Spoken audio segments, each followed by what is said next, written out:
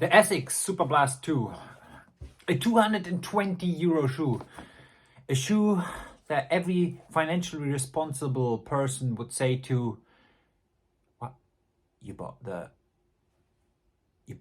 a shoe for 220? It's a running shoe? Are you mental? But a runner completely would say like, yeah, but like in terms of cars, I mean, this is not your everyday shoe. This is like a Jaguar. This is like the one with the leather seats and all. And the financially responsible person still would say like, but it's just a running shoe. You go and run with it.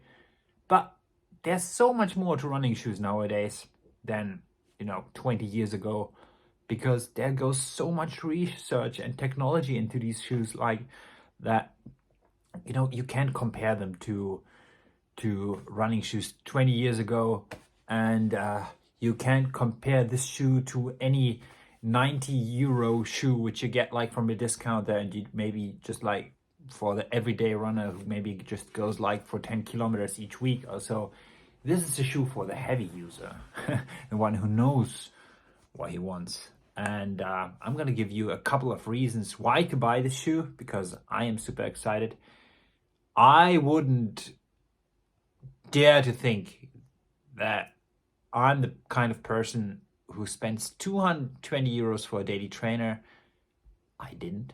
I actually bought this on discount because I found it somewhere, took the extra effort and searched here and there for someone selling the shoe in my exact size, US 13, which is a pretty hard size to get because nobody has like a US size 13. Luckily, I find someone for whom the shoe was just a little bit too small.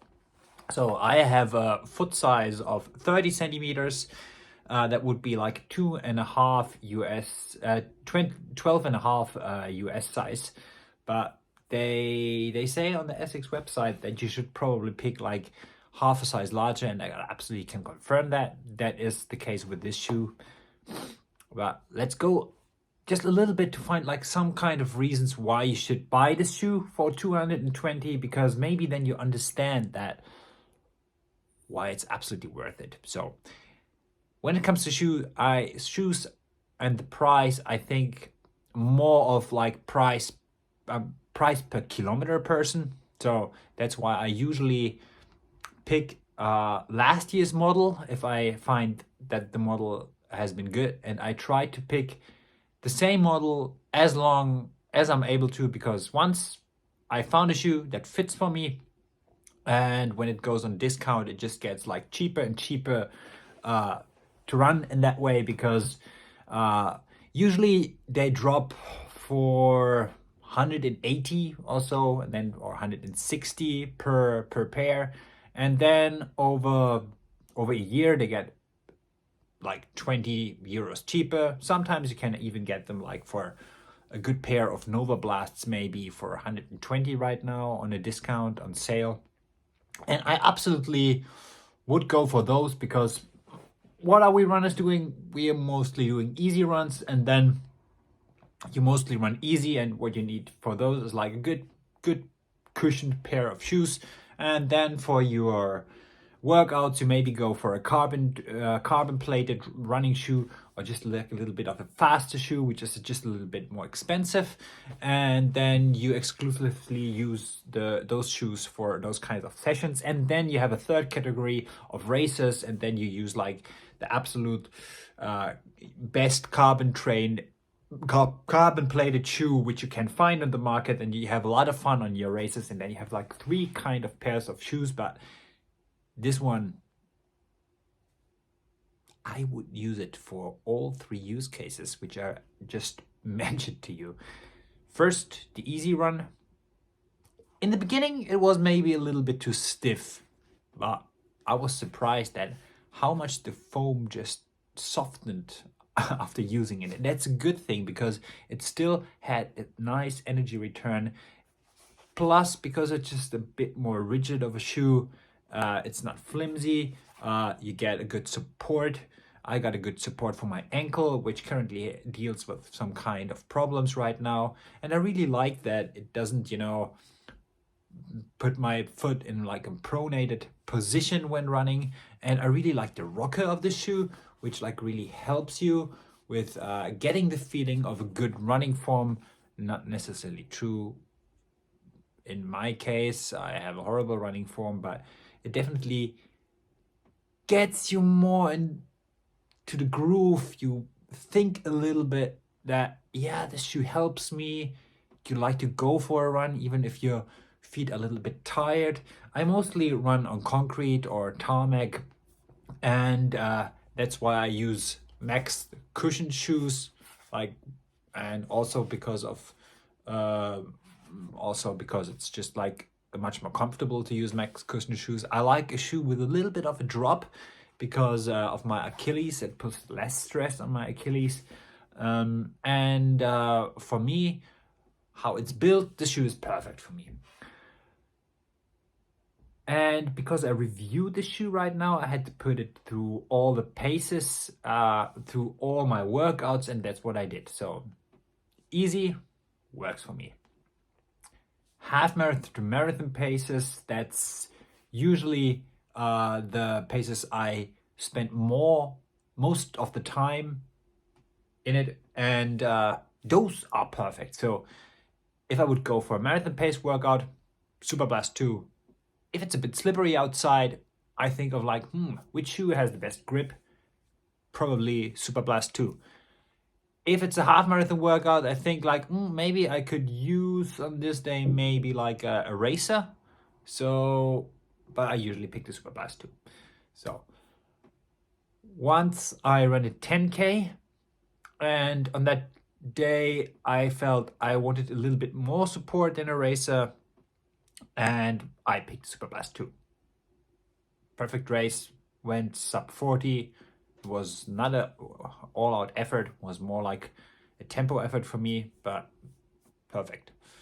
5K reps, or even reps at 5K pace.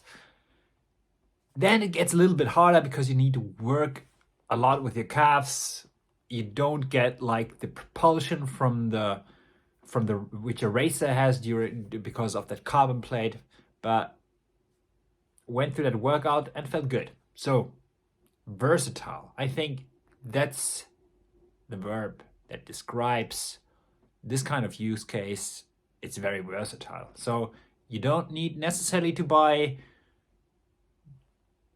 like these three kinds of categories of shoes, like an easy trainer, then a workout shoe, and a racer.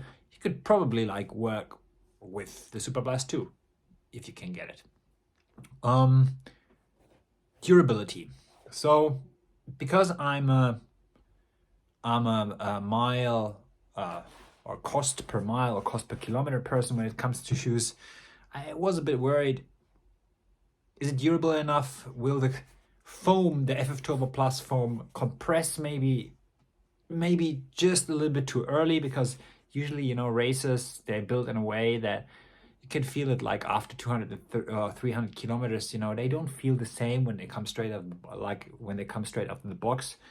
But I've brought this already to 400 kilometers, about like 200 miles probably. And boy, it feels better than ever. I think I can bring it to 800, maybe even 1,000 kilometers. Let's be realistic. I will bring it to 1,000 kilometers. That's for sure. And that's why the price for the shoe is worth it.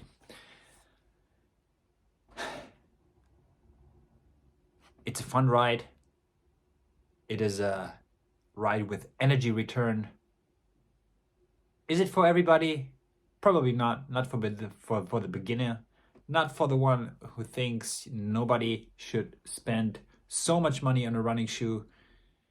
But are you gonna be disappointed? Well, there could be if you don't like loud shoes, because this shoe is loud. You can really hear someone coming from a mile away with a Superblast 2. It makes like this noise, this boom, boom, boom, boom, boom, boom, this damp noise because of all the foam you got under your feet on the concrete, it's a funny noise. Yeah, you definitely know that this guy is wearing Superblast 2 when he runs past you or like runs behind you. Uh, that could be a reason why you wouldn't like to buy it. Then is there another reason why you wouldn't buy the shoe? Well, if you don't like max cushion shoes with a big drop, then don't buy the shoe. It's like the complete opposite of what you're searching for. But if you like a shoe, on the other hand, that has a good grip on almost every surface, on snow, on ice, on like a little bit of gravel maybe, this is the shoe to go for. A fun little story that explains this kind of damage I got to the shoe. Well, I was going outside for a run, which I do almost every day, and the door, when it closed, we have like this automatic door outside. The heel got stuck between the door and the ground, and I tried to rip it out of there, and yeah, that's how I managed to break that foam. It seems to be like a little bit of like a brittle foam, but luckily it had no effect on my running whatsoever. It's just like an aesthetic damage maybe. There's like a little bit of like wear and tear, of course, here, I run a lot of it, and you can probably see the marks from stones here. And yeah, of course, the hard rubber here is also, there's like, it has like a little bit of damage there. You can see probably where the damage, or like where the wear and tear is, that I'm a 4-foot striker. There's definitely much more wear and tear here, especially on the inside because of pronation, and there's like almost no wear and tear here. It looks like almost like new. Is this shoe for a 4-foot, midfoot, or heel striker? Well, if you know that you're a heel striker, you will be fine because of the padding. If you know that you're a midfoot striker, you will be fine as well. For me, as a 4-foot striker, it's even more perfect too, because even on the days where I am a little bit tired, and when you get tired, you tend to land a little bit more on your heel, on your midfoot. This shoe, the rocker here, it puts me a little bit on my 4-foot, and it just helps. It is a nice ride. It's a nice ride. I totally would recommend buying this shoe if you want to spend 220 euros for a shoe. But if you understand that it's worth to spend 220 euros for a shoe, I'm not here to make you buy it.